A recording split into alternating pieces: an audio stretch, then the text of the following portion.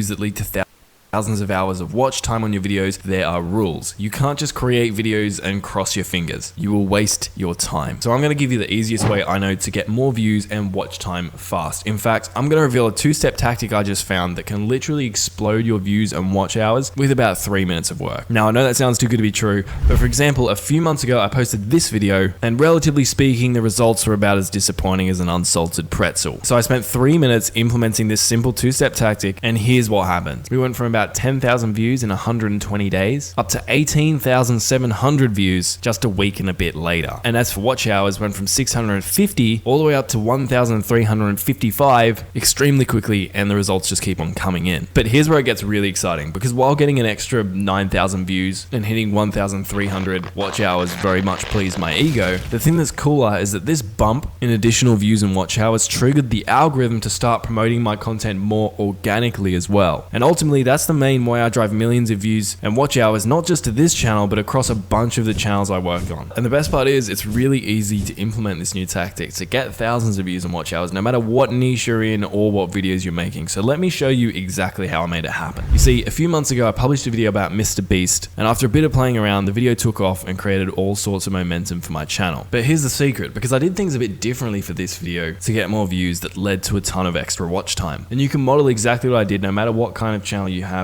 or what videos you post, and all you have to do is follow this two-step method. The first step is super important. It doesn't matter whether you're getting 10 views on your videos or 100,000 views on your videos. Your mission is to get every single viewer who clicks on your video to watch it all the way to the end. In other words, you need to maximize your audience retention. Now, later in this video, I'm going to give you some tips on how to do this, but first, a reality check. It's not going to be possible to get every single person who clicks on your video to watch it all the way to the end. For example, in my case, I only managed to get about 20% of my viewers to the end of my Mr. Beast video. But here's the thing I really want you to get, and that is, if you want to succeed, you can't have that mindset. You need to stop using the excuse that most people don't watch videos all the way to the end to justify why your videos aren't getting as many views and watch hours as you'd like them to. And see, this is super important, because not only is getting people to the end of your video the first step that roughly doubled the views and watch hours of this video we talked about earlier in a week or so, which we'll cover in a moment, but it also really improves the likelihood that the algorithm will promote your videos organically, which again we'll talk about in more detail later in this video. So after step 1, which is making it your goal to get everyone who clicks on your video to watch it all the way to the end and creating your new content accordingly, the next step is the part where we literally spend 3 minutes and get your video to blow up like this one. And here's how it works. See, at the end of the Mr. Beast video I published,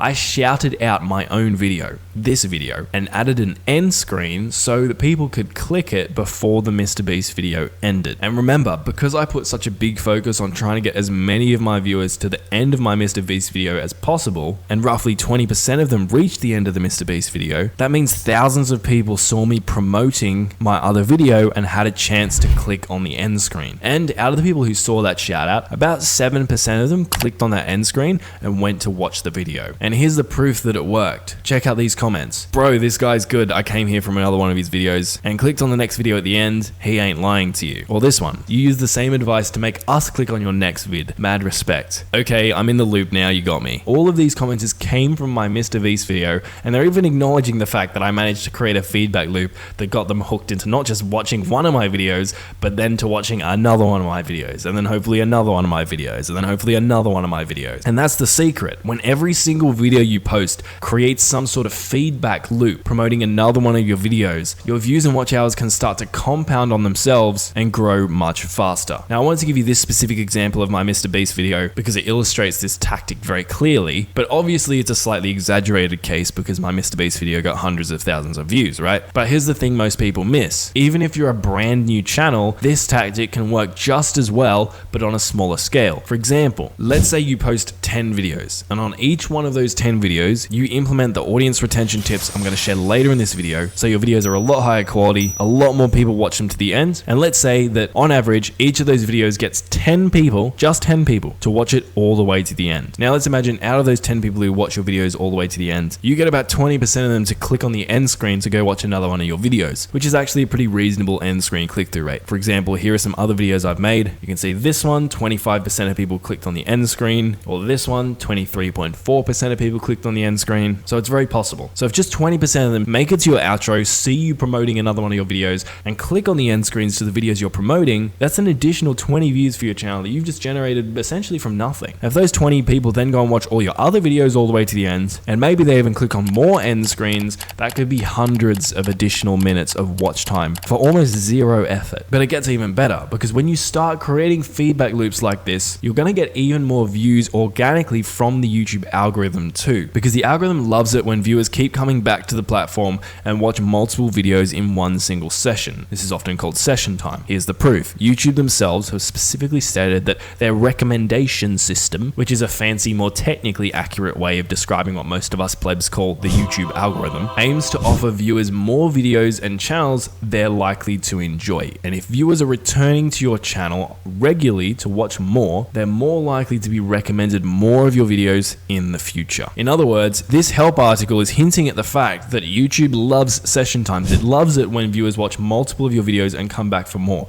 So when your viewers watch your videos all the way to the end and then watch another one of your videos and then click on another one of your videos and get caught up in a big feedback loop binging your videos, you're more likely to trigger the algorithm to organically promote your videos to those people and other people who have similar viewing habits on their YouTube homepages. Now you might be thinking, all right, Marcus, that makes sense. That's all well and good, but let's go back to step one. How can I actually get more people to watch my videos all the way to the end so that they actually end up seeing my promotions and clicking on my end screens? Well, audience retention could be an entire video topic on its own, but I want to give you a simple exercise that could single-handedly increase your audience retention by up to 40%. So here's what you do. Next time you record a video, I want you to make it double the length that you normally would. Now, I'm not advising that you just extend the duration by adding in more filler content. I'm talking about doubling the length of your video with more legitimate content. So for example, if you're a clip compilation channel, instead of featuring 30 funny clips in your video, feature 60 funny clips in your video. If you're a Let's Play channel and you usually spend 1 hour recording your videos and cut them down to say 20 minutes, I want you to spend 2 hours recording a video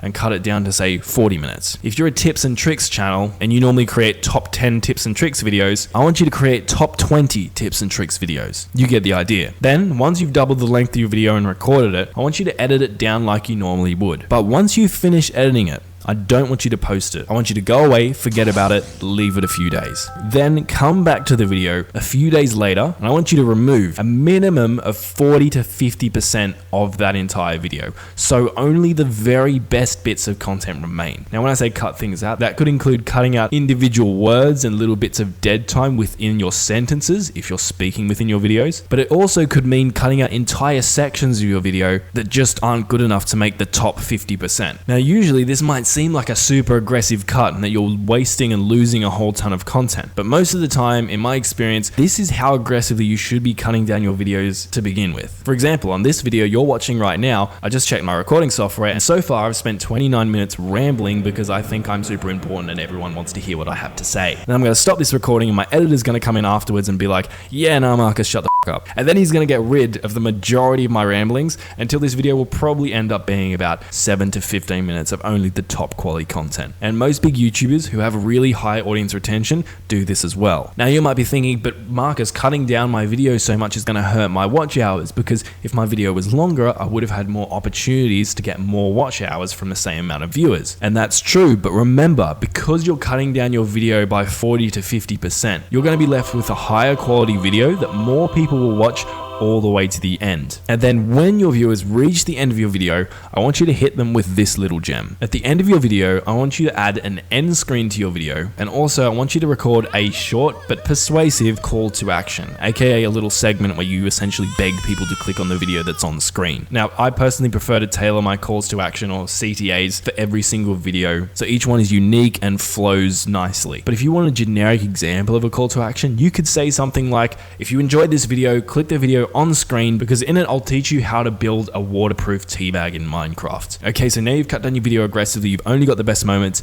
you've added a really strong call to action at the end of your video. What you're gonna do is you're gonna upload it to YouTube, and after you've added your title and description and metadata and all that kind of thing, you're gonna come across to the video elements section, and you're gonna come down, and on the add and end screen option, you're gonna click on the add button. Then you're gonna come up and click on elements. You're gonna come down and click choose a specific video, and then you're gonna select your how to make a waterproof tea bag in Minecraft tutorial video, or whatever that video you're trying to promote is. Then what you're gonna do is you're gonna drag it out, make it as big as possible, and position it right front and center in the screen so people can't miss it. So then when you're begging all the people who made it to the end of your video to click on another one of your videos, there's gonna be a big end screen element right in front of them, front and center, easy for them to click on. If your goal is to get more views and watch hours, building these feedback loops into your videos is gonna be a great way to start compounding that. But obviously you're gonna get way better results with this strategy if your videos are already getting a lot of views, because then more people are gonna make it to the end of your videos and see your promotions. And so that's why you should click on the video on screen, because it reveals what is probably the most important factor to nail